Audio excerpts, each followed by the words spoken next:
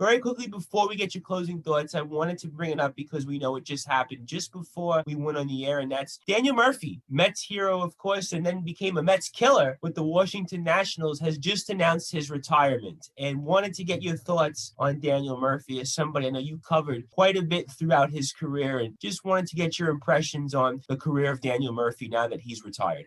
He became the enigma at certain points.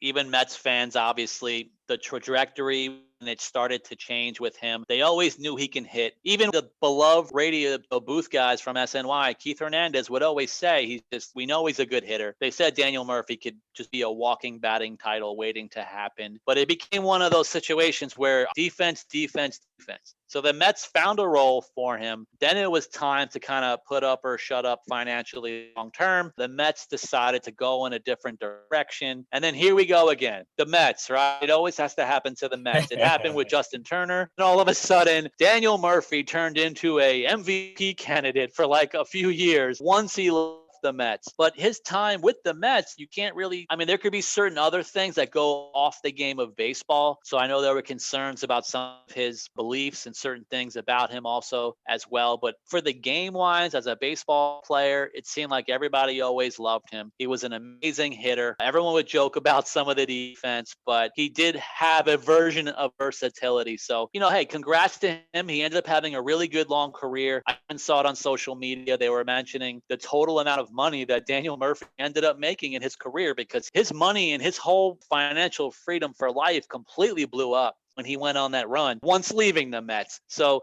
hey, congrats to him. He ended up being a Met killer for pretty much every year now until he retired. So the final years weren't as amazing, but he had a great run. So, hey, congrats to him. Best wishes to him in his retirement. And then I guess for Mets fans, hopefully these type of situations won't really be happening too much anymore.